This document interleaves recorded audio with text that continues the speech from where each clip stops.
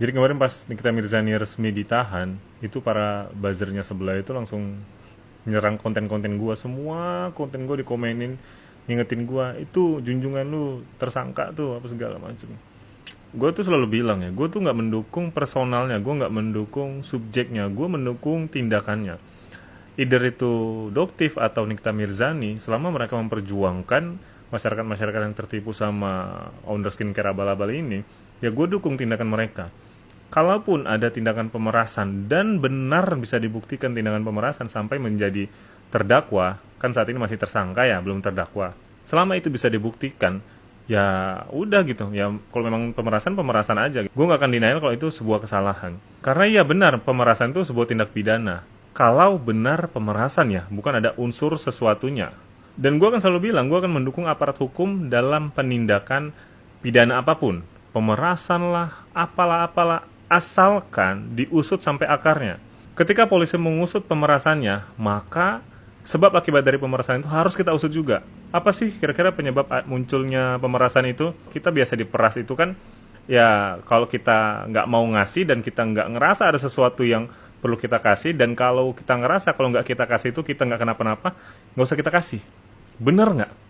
Nah, kalau kita ngerasa ada sesuatu yang bahaya kalau kita nggak ngasih itu duit, dan kita memilih untuk ngasih itu duit, berarti kita mencoba menyuapkan. Dan gua rasa polisi harus ngusut sampai sebabnya itu apa semua ini gitu. Kalau memang pemerasan dilakukan sama Nikita Mirzani, oke, silahkan diproses. Tapi setelah itu, yuk kita tarik mundur sampai ke pangkal dari kasus ini semua. Bagaimana kalau kasus ini tidak terblow up? Jangan-jangan nanti masyarakat yang kena dampaknya dari skincare bahayanya dia. Ini terjadi itu kan karena ada indikasi bahwa skincare dia itu berbahaya. Makanya dia mencoba menghubungi sana sini dan mencoba menutup mulut seseorang. Kan begitu tuh. Apakah benar ada dugaan skincare yang berbahaya yang akan direview Nikita Mirzani? Nah, kesimpulan yang mau gue sampein adalah sebenarnya kan pra kejadian ini, kasus-kasus ini itu adalah mafia-mafia skincare yang menjual skincare-nya overclaim, mengandung bahan berbahaya dan segala macam. Jangankan mengandung bahan berbahaya, overclaim aja juga berbahaya dan merugikan masyarakat. Harapannya pihak kepolisian juga mengusut sampai pangkalnya ini, nggak cuma si pemerasannya aja. Ya oke lah, terserah. Kita serahkan ke polisi mengurus pemerasan-pemerasan ini. Kita percayakan polisi, tapi yuk kita kawal, yuk kita usut lagi pangkal-pangkal seperti apa. Kalau pemerasan ini harus ada tersangkanya, maka kejadian sebelum pemerasan ini juga harus ada tersangkanya. Gimana? Gampang kan? Horas, salam. Saya advokat Dr. Togas Tumorang di hari Kamis terkait kasus Nikita Mirzani yang telah ditetapkan tersangka, bahkan telah dilakukannya satu penahanan.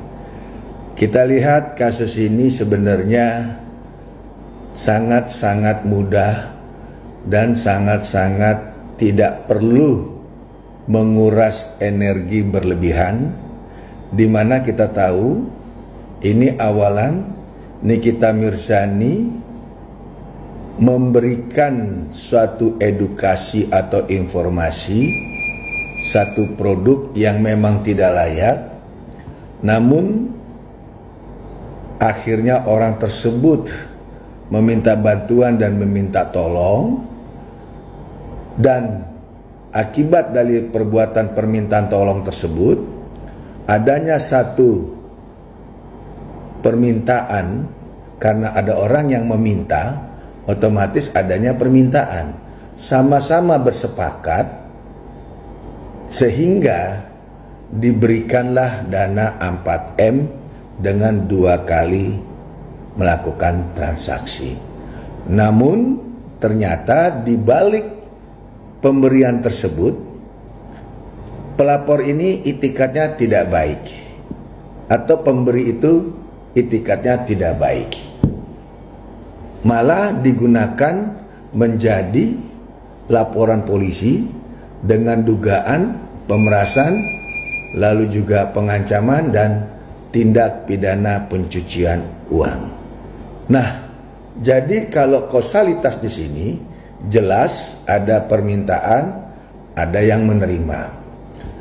Kalau dikaitkan dengan kasus Nikita Mirzani, karena yang mengatur daripada suatu permintaan dan yang menerima ini kan antara pelapor dengan asisten Nikita Mirzani. Muncullah angka 4M. Tadi saya bilang kasus ini sederhana. Semoga Nikita Mirzani mengambil sikap, yaitu menyerahkan kembali uang kalau memang itu ada, yang sebesar 4M tersebut. Sehingga ini akan membuat satu perbuatan menghilangkan niat menguasai uang 4M tersebut. Nah, peristiwa semacam ini tuh banyak terjadi. Ibarat orang kata tuh ada contoh ya, anjing kejepit, kita bantu, tapi tangan kita digigit. Analogi ini terkadang juga ada di profesi seorang advokat, di mana advokat menolong seseorang yang dalam keadaan masalah hukum, ada surat kuasa, ada perjanjian jasa hukum, dan sudah dilangsungkan pekerjaan. Itu ternyata malah yang nakal si kliennya ini, malah seolah-olah dia ditipu atau dibohongi dan membuat laporan polisi. Nah, jadi fenomena seperti ini sebenarnya jahat itu adalah dari pihak si orang yang mengaku korban. Nikita itu kan jelas, kalau kita tadi sudah kasih dua contoh Nikita Mirzani dan contoh adanya seorang advokat yang mempunyai klien. Contoh Nikita Mirzani dengan orang yang ingin produknya tidak digembar-gemborkan ke publik, sehingga berusaha menutup daripada mulut Nikita Mirzani melalui asistennya. Nah, ini siapa aja bisa terjadi. Jadi bukan hal yang memang naif. Justru yang kita pertanyakan sang pelapor itu, kenapa dia melakukan dugaan yang memang mengakibatkan Nikita Mirzani dituduh melakukan pemerasan, pengancaman, TPPO. 4M besar sekali, dan itu harus didalami oleh pihak penyidik. Maksud tujuan si pelapor menyerahkan uang tersebut. Namun di balik itu pura-pura sebagai korban pemerasan. Wow, nggak habis pikir. Karena pidana itu bisa dipidana kalau memang ada mens rea. Tapi kalau seorang Nikita itu memang dia sering membantu masyarakat untuk mengedukasi agar tidak terjebak satu produk kosmetik, itu kan bagus, baik. Artinya kalau memang kita benar, kenapa kita harus takut? Jadi terkait masalah Nikita Mirzani sebenarnya bisa diselesaikan, kembalikan uang 4M tersebut yang dikatakan bahwa ada pemerasan sebesar 4M. Itu akan membuktikan bahwa tidak ada niat untuk menguasai dana tersebut. Kita pun masyarakat wajib hati-hati kalau nolong orang lain. Jangan nolong tapi malah tangan kita yang digigit. Itu namanya binatang. Salam, Tuhan Yesus memberkati. Semangat Nikita Mirzani. Lihat nggak postingan percakapan yang baru aja dikeluarin sama kubu sebelah antara oknum Dr. O sama oknum owner D. Ingat nggak kalian kasusnya kemarin? Pantas para owner-owner brand mau membungkam mulut Nikita Mirzani. Oh ternyata emang kalian ngejual produk-produk yang nggak layak untuk dijual itu ke masyarakat. Pantas aja pada takut kalau Nikita Mirzani ngomong. Dari kasus Nikita Mirzani yang bisa kita petik dan ambil pelajarannya adalah emang banyak oknum-oknum owner yang selama ini melakukan kesalahan, tapi mereka nggak mau kesalahannya itu diketahui oleh masyarakat, sehingga melakukan berbagai cara untuk menutup. Nah, kemudian dimintailah uang tutupannya, lalu kemudian nggak sanggup dianya, terus tiba-tiba dia bebenah, ditarik semuanya, diberesin, abis itu dilaporin deh pemerasan. Pak polisi. Ini menurut aku ya, mohon maaf kalau menurut aku ini salah di otak kalian ya, karena ini menurut aku dari semuanya itu satu, nggak ada tuh yang dari pihak mereka-mereka ini yang menghubungi duluan dan mencari duluan orang-orang yang mau menutup mulut Nikita Mirzani. Pada mereka semua yang nyari-nyari, karena mereka sadar mereka melakukan something wrong ya kan, mereka melakukan sesuatu yang nggak benar. Akhirnya mereka nyari-nyari Nikita Mirzani. Terus tiba-tiba kalau kalian curhat-curhat ya jelas lah dikasih saran sama dokter, oh lakukan ini lakukan itu, karena dia udah temenan sama si Nikita ini. Kalau lu mau bacotnya nggak berkoar ya lu mesti ngasih dia sesuatu, dan itu menurut gue hal yang wajar lah. Lu kalau pengen baik-baik sama gue pastilah ada benefitnya, apalagi Nikita Mirzani kan seorang artis. Terus tiba-tiba kalau lu chat Nikita Mirzani lu mau baik-baik itu ya jelaslah dia menyampaikan nominal tahu. Karena lu yang nyari-nyari dia, jadi suka-suka hati dia mau nyebutin berapa, karena di dalam sana itu nggak ada pengancaman, dia cuman nanya, terus mau lu gimana?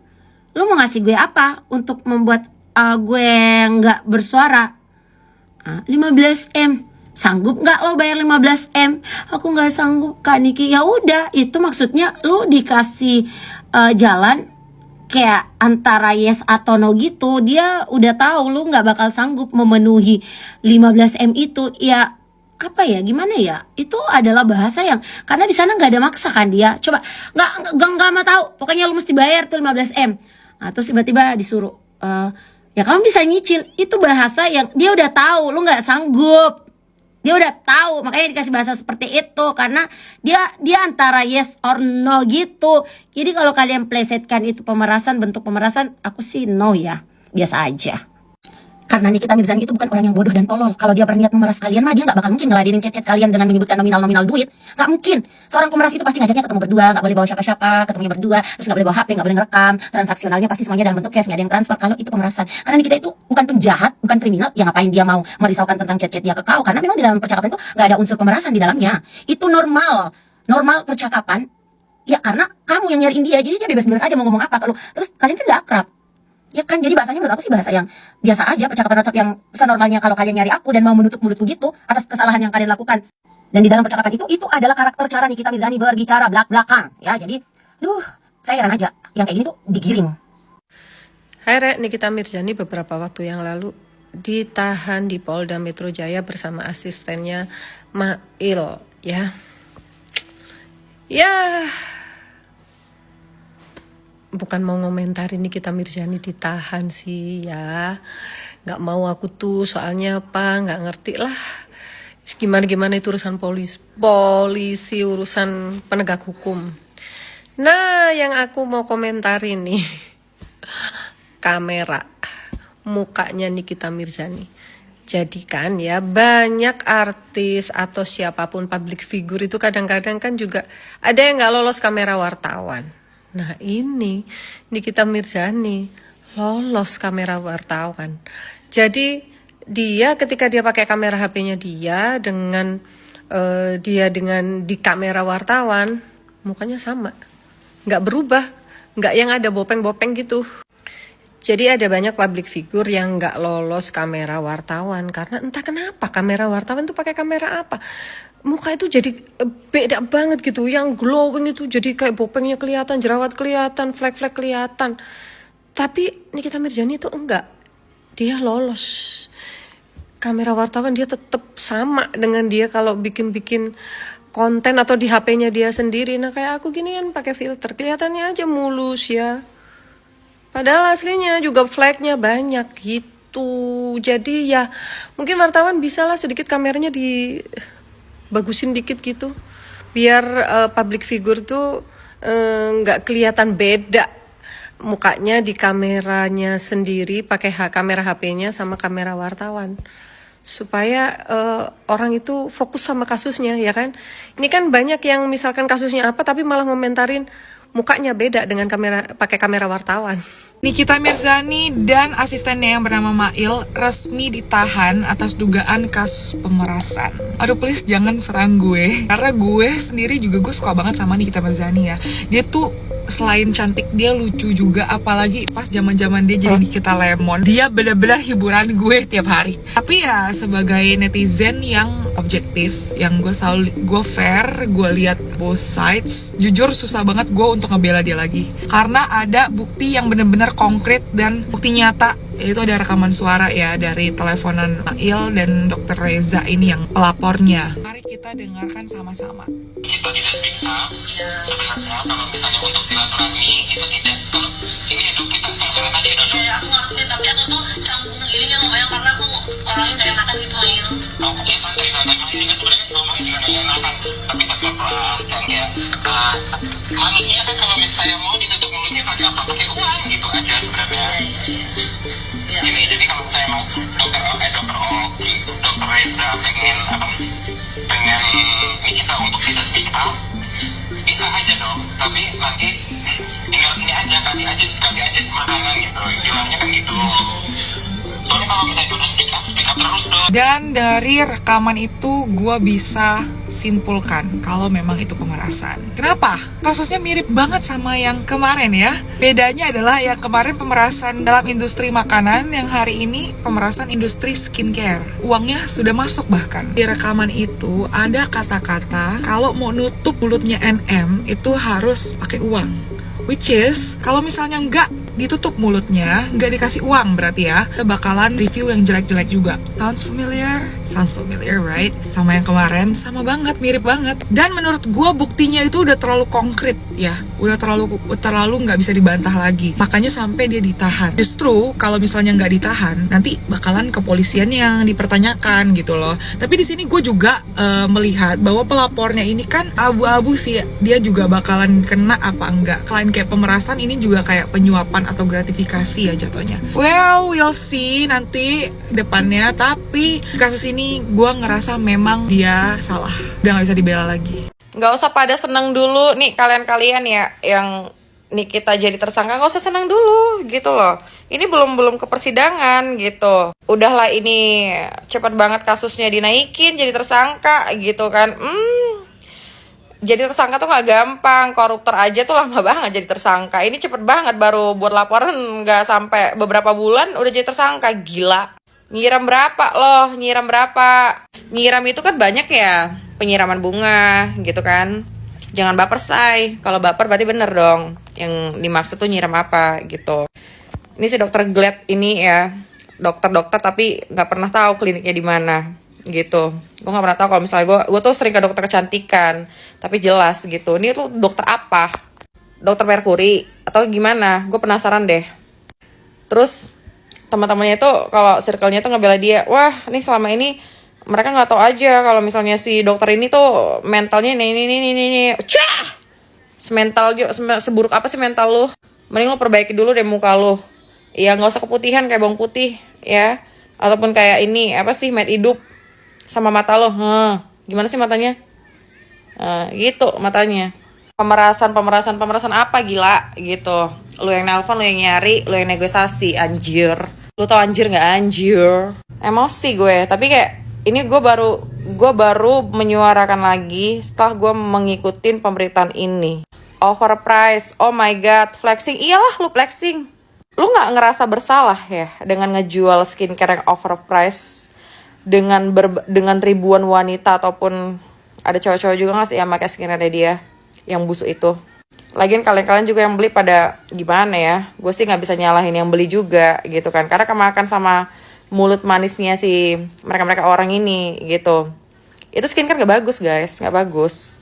Percaya deh sama gue tuh udah sering ke China dan gue tuh sering ngelihat gitu, tapi gue nggak pernah mau buka yang namanya lokal brand ataupun merek gue sendiri gitu, karena gue lebih mementingkan cewek-cewek yang ada di Indonesia Raya Merdeka ini gitu loh.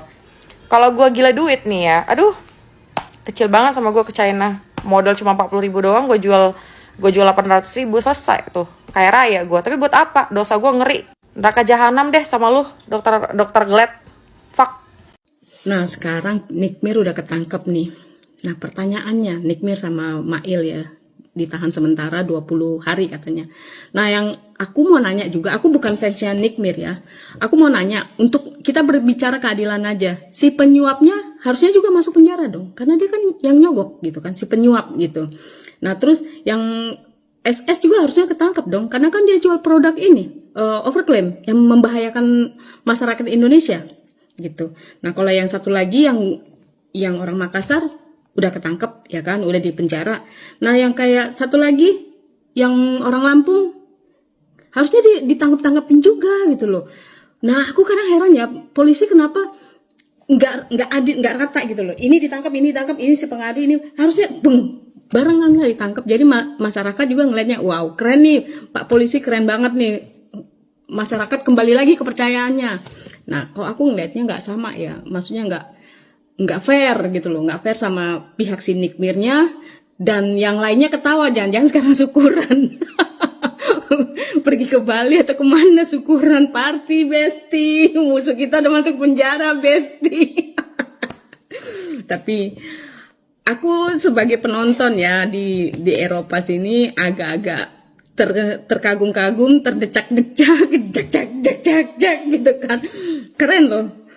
Produk hukum di planet Pluto itu ya pokoknya siapa yang punya duit lu yang bisa aman gitu kan. Yang pihak penerima jatah ya kayak berlomba, lu kasih berapa? Kalau enggak ya ini ngasih segini nih. Lu bisa berapa? Wow, gedean dia, udahlah dia aja yang penjara gitu kan. Lu aja yang penjara, lu ngasihnya terlalu kecil. Kayaknya begitu ya. Apa gue salah persepsi? Dari Loli yang berkirim surat ke Polda Metro Jaya buat penangguhan penahanan yang disangkakan TSK Aminya mungkin diterima guys, karena kan di situ Loli menyantumkan bahwa Nikmir adalah orang tua dari orang tua kandung dari Loli, dan Nikmir adalah orang tua tunggal yang mencari nafkah buat Loli dan kedua adiknya. Ingat, kedua adiknya masih kecil-kecil, belum bisa untuk mencari nafkah. Bagaimana nasib anaknya Nikmir yang dua? Sekolahnya bagaimana? Karena yang mencari nafkah hanya Nikmir. Jadi mudah-mudahan pihak Polda Metro Jaya mengabulkan permintaan dari anak kandungnya Nikmir, Laura Mezani ya. Kita doain, oke? Ya, doa yang baik-baik bulan puasa sayang. Jangan jahat, jangan julid ya. Post jangan julid bulan puasa. Ya, biarin anak yang meminta dengan ketulusan hatinya ya. Oke?